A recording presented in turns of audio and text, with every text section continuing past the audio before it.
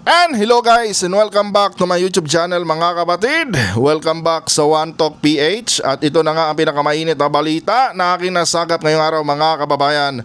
Naku po, unti-unti na talagang nabubuko mga kababayan itong totoong plano ni former President Duterte kung bakit niya gustong harangin mga kapatid itong 2025 national budget. At ang mas nakakatawa pa dito mga kababayan, mga kasamahan lang din ni former President Duterte mga kapatid ang siyang nagiging dahilan ngayon para mabuko itong totoong layunin ni Digong mga kababayan kung bakit gusto niyang harangin ang 2025 national budget. Tulad na lang dito mga kapatid kay Vic Rodriguez na kung saan mga kababayan sinagot po niya yung naging pahayag ng Pangulo noong nakaraang araw na tinanong kasi si BBM mga kapatid tinanong kasi si BBM ng media noong nakaraang araw. Tapos ang naging tanong ng media ay parang ganito: Mr. President, ano po ang inyong masasabi patungkol dito sa mga grupo ni Duterte na gustong harangin ang 2025 national budget, So ang naging sagot ng Pangulo doon sa tanong na yun mga kapatid ay sabi ni President BBM, isa-shutdown ko ang gobyerno. Total, gusto nyo ng destabilization. Yun naman talaga ang gusto nyo mangyari, ma-destabilize ang aking administrasyon. Kung pag naharang yung 2025 national budget na yan, isa-shutdown ko yung gobyerno. Siguro mga kababayan, kaya naging ganon yung sagot ng ating mahal na Pangulo mga kapatid, dahil siguro naririndi na rin si BBM mga kababayan dito sa mga ingay na ginagawa ng grupo nila former President Duterte. And ito nga mga kababayan, yung naging pahayag na yan ng mahal na Pangulo mga kapatid ay sinagot nga po yan ni Vic Rodriguez. At dito ko napagtanto mga kapatid na maaaring tama nga yung naging analysis ko nung nakaraang araw mga kababayan kung bakit gustong harangin ni Digong itong 2025 national budget. Kasi nga mga kapatid, sa aking analysis nung nakaraang araw, gusto ni Digong na magkaroon ng reenacted budget para magkaroon ng malaking budget itong si Sara Duterte mga kababayan. Biruin nyo, pag naharang ang 2025 national budget mga kapatid at nagkaroon ng reenacted budget, 1.8 billion yung magiging budget mga kababayan ng opisina ni Vice President Sara Duterte. Compare naman mga kababayan doon sa naaprobahang budget sa kanya nitong 2025 na 733 million, di ba? So dito mga kapatid, sa naging sagot ni Vic Rodriguez, na kumpirma ko na parang tama nga mga kababayan yung aking analysis noong nakaraang araw. Kasi ito ang sabi ni Vic Rodriguez dito mga kapatid ito yung sagot niya sa sinabi ni President BBM na isa-shutdown ang gobyerno pag naharang ang 2025 national budget. Sabi ni Vic Rodriguez dito mga kababayan, the government shall operate a reenacted budget should the court issue a restraining order and will never shut down. So parang sa pagkakaintindi ko sa sinabi dito ni Vic Rodriguez, hindi naman magsha-shutdown ang gobyerno pagka naharang ang 2025 national budget. Kasi nga pwede tayong magkaroon ng reenacted budget. So dito mga kapatid, parang tugma nga doon sa analysis ko. Take note guys galing po ito mismo kay Vic Rodriguez mga kapatid. Si Vic Rodriguez mismo ang nagsabi nito. So sa madaling sabi mga kababayan, parang ganun nga talaga ang plano nila Duterte. Naharangin ang 2025 national budget mga kapatid para magkaroon ng reenacted budget. Na kung saan mga kababayan, magbibinipisyo po dito itong kanyang anak na si Vice President Sara Duterte. So ngayon mga kapatid, unti-unti na pong lumilinaw ang lahat ng bagay. Na kaya ginagawa ni Digong to, kaya nag-iingay ng ganito si Digong mga kababayan para po talaga ito sa kapakanan ni Vice President Sara Duterte. Biruin nyo mga kapatid pag naharang ang 2025 national budget dahil unconstitutional di umano ang claims dito nila Duterte mga kababayan, automatic yung 1.8 billion na naging budget ni Vice President Sara noong 2024 mga kababayan, ito din yung magiging budget niya ngayong 2025, 'di ba?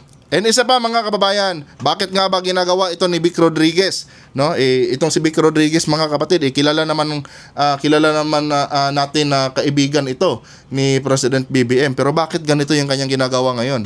Simple lang yan mga kababayan, no, dahil na football siya doon sa administrasyon ni BBM mga kapatid, no, sumipsip siya dito ngayon kay Duterte dahil nga matagal na yan sigurong plano, no, na maging senador or tumakbong senador mga kababayan dito sa bansang Pilipinas. Kanya nga lang napunada yata yung kanyang plano noon mga kapatid dahil nga sinipa siya doon, no, sa Malacanang. Kaya ngayon wala siyang ibang choice mga kapatid kundi kumapit kay Digong, no, kumapit kay Duterte mga kababayan. Kasi nga wala namang ibang pangalan ngayon ang matunog na tumutuligsa sa gobyerno kundi mga Duterte lamang mga kapatid. So yun yung pinaka-last option ni Vic Rodriguez. Nang sa ganun mga kababayan, makakuha siya ng simpatya ng taong bayan.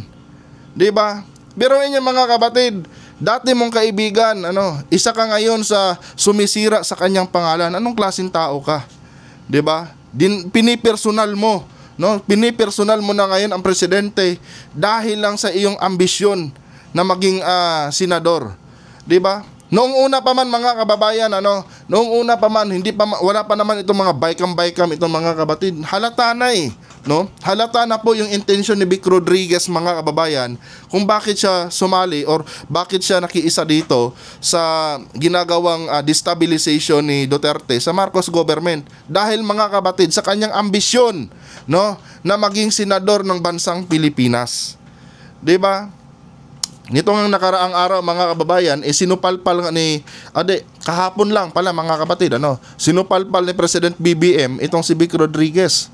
Kasi nga sabi ni Vic Rodriguez doon mga kapatid, sa kanilang senatorial debate.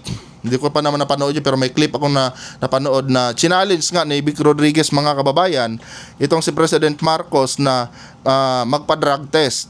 Ngayon, sinagot siya ni President BBM mga kapatid. Sinupalpal ni President Marcos itong si Vic Rodriguez, no? Sabi ni President BBM, kung gano'n naman pala ang tingin niya sa akin, duda pala siya sa pagkatao ko kung gumagamit ako ng illegal na droga, bakit pa siya nagtrabaho sa akin? Yan mga kapatid, napakalalim nung sagot ni BBM. And dito natin makikita mga kababayan na plastic itong si Vic, no? Para sa akin napaplastikan ako kay Vic Rodriguez. Tama si Marcos mga kababayan. Bakit ka mo? Duda ka pala. Naniniwala ka pala sa mga sinasabi nila Duterte na adik si Marcos. Bakit ka pa nagtrabaho? No? Bakit ka pa nakipagkaibigan kay Marcos noon? Isa ka pa nga sa nagkampanya sa kanya Isa ka sa may pinakamalaking partisipasyon sa campaign ni President BBM noong nakaraang eleksyon. Samantala, no, bago ang eleksyon, nagpatutsada na si Digong na adik si Marcos.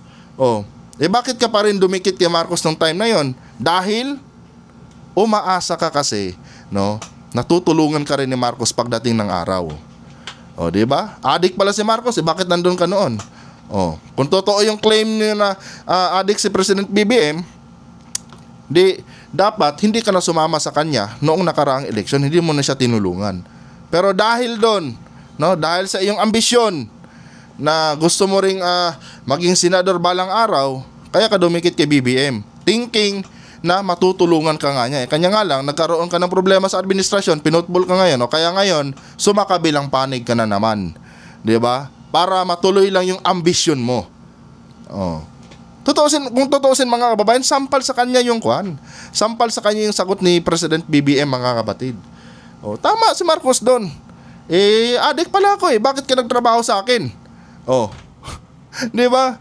Yan ang ibig sabihin ng mga kapatid. Niloloko kayo ni Vic Rodriguez mga kababayan. Tandaan nyo yan. Yan lang ang pinakamainam na pinakamagandang explanation doon.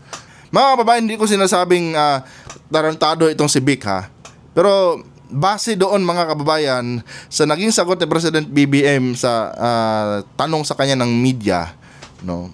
Kayo na po bahala mag-analyze mga kapatid kung anong klaseng tao ba itong si Vic Rodriguez. Hindi ko po siya sinisiraan mga kababayan. Pinupuna ko lang yung mali niyang ginagawa. Hanggang dito na lang. Adios.